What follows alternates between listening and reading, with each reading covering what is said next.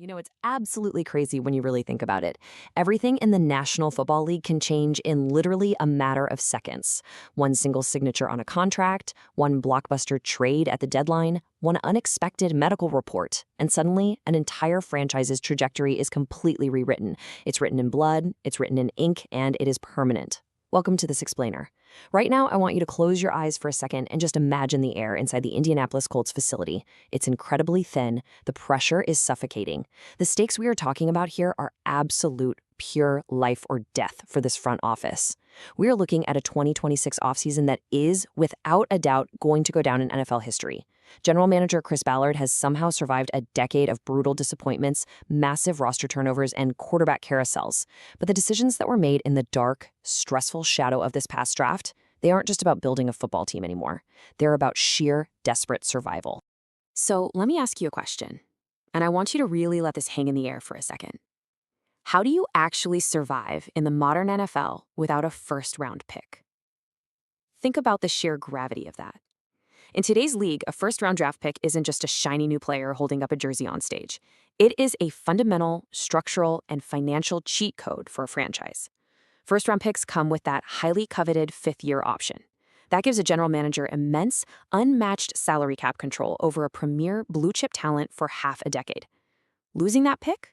That means you are losing a potential franchise cornerstone while they're still on a cheap rookie deal.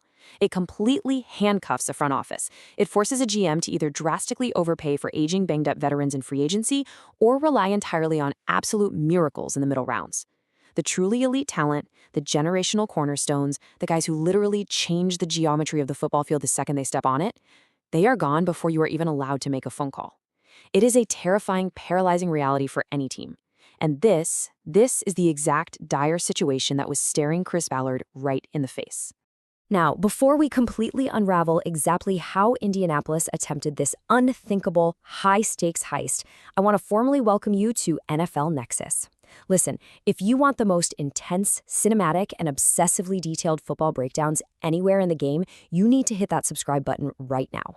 Like this explainer, drop a comment down below with your honest thoughts on Chris Ballard's future. Is he a genius or is he out of time? And please consider supporting the channel by becoming a channel member. When you become a member, you aren't just watching. You are joining the absolute most elite, hardcore football community out there. We need you in the Nexus. All right, let's get back to the ticking clock. Okay, let's dive into this reality check. Look at the massive, staggering exodus of talent.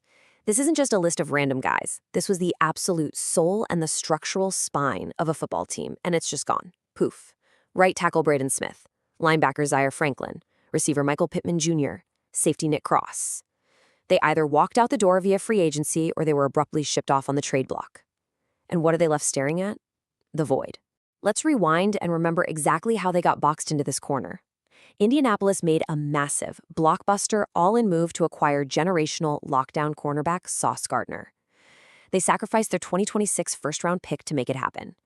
Now look, it was a massive swing to lock down the perimeter of the defense. You get a guy like Sauce, you do it.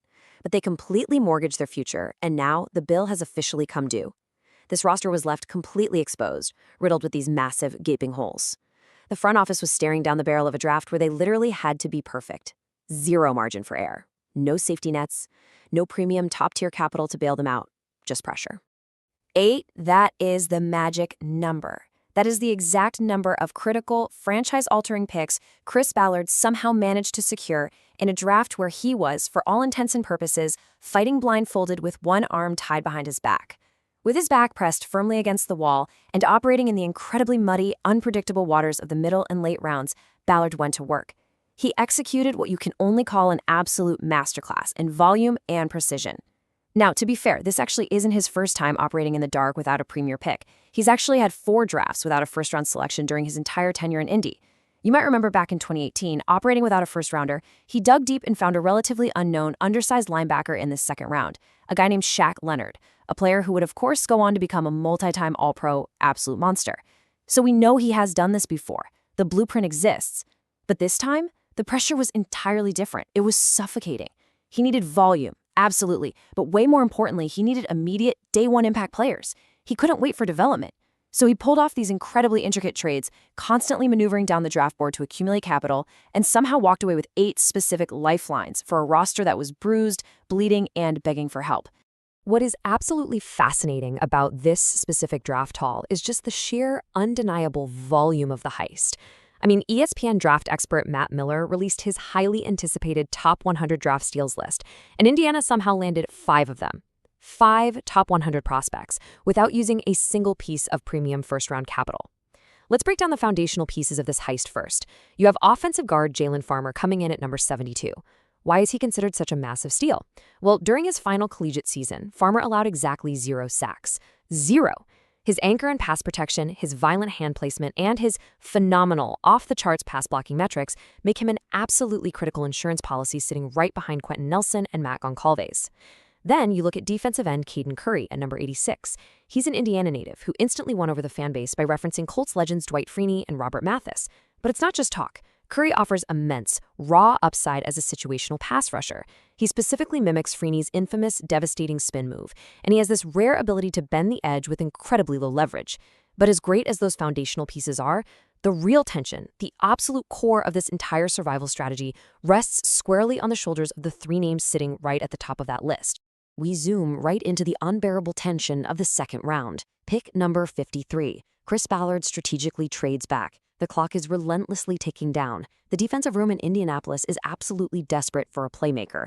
And with that exact pick, they finally pull the trigger and secure Georgia linebacker C.J. Allen. Now, listen to me carefully. This is not a developmental project. This isn't a guy who gets to sit on the bench and learn for a year. Allen is stepping right into the absolute fire of defensive coordinator Lou Anarumo's highly complex scheme. Anarumo's defense is notoriously difficult. It relies heavily on intricate, disguised pre-snap coverages. It demands linebackers who can fly sideline to sideline, read the opposing quarterback's eyes in a fraction of a second, and drop back to perfectly cover freak athlete tight ends down the seam, all while still possessing the brute strength to set a hard edge against the run. It is quite literally one of the most mentally demanding and physically exhausting schemes in professional football. And Allen, he is expected to start immediately, right next to Akeem Davis-Gaither. He is stepping into a massive, echoing void that demands absolute perfection from the very first snap of training camp. I want you to listen really closely to this specific breakdown from Matt Miller. Quote, linebacker was one of the Colts' biggest needs, and GM Chris Ballard added a downhill thumper with good coverage ability. A downhill thumper. For those of you who might not obsessively study the mechanics of the trenches, a downhill thumper is a very specific, very violent term. It refers to the sheer aggression of the position. It means the millisecond the ball is snapped, this guy is firing off, aggressively filling the A and B gaps and willingly meeting a 315-pound pulling offensive guard dead head-on in the hole. He's blowing up the run at the point of attack, rather than sitting back on his heels to read and react. That kind of fearless, almost reckless aggression is exactly, and I mean exactly, what this defense needs to replace a guy like Zaire Franklin. Because losing Franklin wasn't just losing a team captain with a C on his chest, it was losing the absolute beating heart and anchor of the run defense. We are talking about a man who just delivered an All-American caliber campaign, racking up 88 brutal tackles and 3.5 sacks. C.J. Allen has massive, almost impossibly large shoes to fill, and he has to do it immediately. Then we pivot to the third round, pick number 78. Because the defense has another gaping, bleeding wound that needs to be addressed: the departure of Nick Cross. Cross packed his bags and found a brand new home with the Washington Commanders in free agency. And let me tell you, this was a devastating blow to the Colts secondary. Cross was their primary, rangy, deep third safety. He possessed that incredibly rare sideline-to-sideline range that can completely erase the deep middle of the football field. He led the entire secondary in crucial, momentum-shifting, drive-killing interceptions.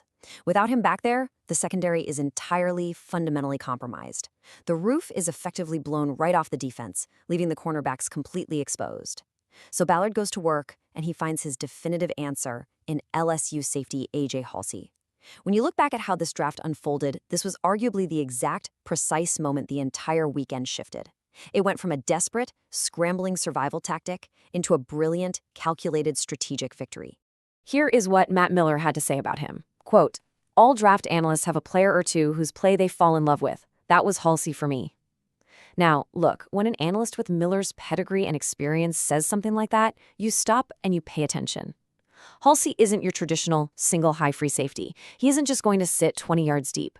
He is what we in the scouting community call a true box safety. This means that right before the snap, he's walking down into the box, aligning at the linebacker level, creating a heavy 8-man front near the line of scrimmage to aggressively, violently stop the run. He literally carries the physical size of a linebacker, and he brings this immediate, terrifying violence to the defensive secondary. If you go back and watch his college tape, which is a must-watch, by the way, there's this one signature game against Alabama. He completely, cleanly separated a receiver from the football over the middle with a hit that literally shook the entire stadium. You know the kind of hit that makes the crowd go dead silent for a second? That's him. That is the exact kind of physical, intimidating enforcer Lou Anarumo desperately needs. That versatile, controlled violence is the engine that makes the whole complex defensive machine actually run. But as we all know, defense is only half the battle. You still have to score points. And this specific side of the draft board brilliantly illustrates the absolute smallest yet most critical detail of Ballard's entire heist. Look on the left side. Pick number 92, the 7th-round selection, Deion Burks. Now look on the right, the massive, looming, undeniable shadow of traded wide receiver Michael Pittman Jr. The Colts desperately, urgently needed pass-catching help. Head coach Shane Steichen runs an offense that relies incredibly heavily on RPOs, run-pass options. To make an RPO work, you need vertical field stretchers to clear out the opposing safeties and create open grass underneath. Deion Burks suffered a massive, unexpected fall on day 3 of the draft. He was sitting right at the top of everyone's best available lists for hours. The whole league passed on him. But Ballard? He waited, he stayed patient, and then he struck. Burks is a 5'9" absolute speedster out of Oklahoma. He ran a blistering track star 40-yard dash and creates massive elite separation metrics on tape. He is exactly, down to the inch, the biomechanical fit required to salvage Steichen's complex playbook. He forces opposing defenses to constantly respect his explosive, game-breaking speed, which organically opens up all the underneath routes that this offense thrives on. It was a 7th-round masterstroke. Okay, but let's step away from the draft board for just a second. We need to look at the stark, unfiltered reality of the actual locker room right now, because the chaos represented here on this slide is truly staggering. On the left side, you have the walking wounded. Quarterback Daniel Jones, wide receiver Alec Pierce, and vital defensive tackle DeForest Buckner are all set to be completely sidelined until at least the start of training camp as they rehab their respective injuries. That means their critical veteran leadership presence, the guys who build team chemistry, is completely wiped out for the spring. And then you look on the right side, and the drama somehow deepens. 2 massive veterans, literal faces of the franchise, quarterback Anthony Richardson Sr. and elite cornerback Kenny Moore Jr., have been intentionally away from the team. They are holdouts. Richardson is demanding long-term financial guarantees after dealing with a brutal, scary injury history, while Moore's holding out because he wants to be the highest-paid slot corner in all of football. They remain firmly planted on the trade block. The rumors are absolutely swirling nonstop. The facility is essentially a massive storm of uncertainty and tension. And these brand-new, wide-eyed rookies, they are walking right into the dead center of it. Because of all that unprecedented chaos, the approaching offseason calendar isn't just a normal schedule anymore. It is literally a ticking clock. These dates are critical, make or break battlegrounds for this roster. Phase 1 already kicked off back on April 21st. But look at May 8th and 9th. That is rookie minicamp. Some people call it a glorified orientation, but honestly, it's a baptism by fire. It's where we will finally see C.J. Allen and A.J. Halsey in their official team-issued apparel, getting their very first real taste of that blistering NFL speed. Then you jump to May 26th through June 4th, OTAs, or organized team activities. This is the melting pot. This is where the hardened veterans and the anxious rookies finally mix together on the grass. Crucially, this is where we actually get to see 11-on-11 work. We're talking full team, completely unscripted scrimmage scenarios. There are no coaches holding their hands on the field anymore. The sudden transition from practicing in shorts and t-shirts to full-speed, live-fire processing is incredibly dangerous for young rookies, and quite frankly, a lot of players get brutally exposed right here. Finally, June 9th to the 11th, mandatory minicamp. No holdouts allowed, no excuses. Everyone must be in attendance. Every single practice rep, every dropped pass, every single missed defensive assignment is going to be analyzed under a high-definition microscope by this coaching staff. So let's pull all of this together, move to our final point, and see exactly how this builds to the ultimate climax. 2026, a franchise-defining season. Highly respected analyst Matt Verderame gave the Colts a B grade for this specific draft haul. Now, you might be asking, why not an A? They got 5 top 100 steals, right? Well, it's because they are gambling incredibly heavily on unproven rookies to step up and fill the massive shoes of established elite veterans, instead of just acquiring proven, reliable depth. Yes, they somehow found late-round talent with guys like rotational linebacker Bryce Butcher and developmental defensive end George Gumbs Jr. But relying on 7th-rounders to save your season is a massive, massive risk. It's playing with fire. Draft grades don't win games on Sundays. And let's not forget the neighborhood they live in. The AFC South is an absolute, unforgiving gauntlet right now. It is filled to the brim with elite, young, dual-threat quarterbacks and aggressively, meticulously built defenses. Chris Ballard is on his last leg. He knows it, the fans know it, the whole league knows it. Winning this division isn't just a lofty, nice-to-have goal this year, it is absolute, non-negotiable survival for his career. The roster still has glaring, terrifying holes, but against all odds, the foundation has been poured in the darkest of hours. So, I leave you with this final thought. Will Chris Ballard's ultimate desperate gamble actually pay off? Or is this officially the end of an era in Indianapolis? We are going to find out very, very soon. The trenches have been dug, the rookies are currently arriving at the facility, and the clock is loudly ticking down to week 1. Thank you so much for joining me for this deep dive explainer. If you want to follow every single dramatic development, every micro detail of this high-stakes life-or-death season, you absolutely need to subscribe to NFL Nexus right now. Like this breakdown, drop a comment below with your boldest predictions for the Colts, and become a channel member to directly support the most detailed, uncompromising football analysis on the entire platform. The stakes have literally never been higher. I will see you in the next one.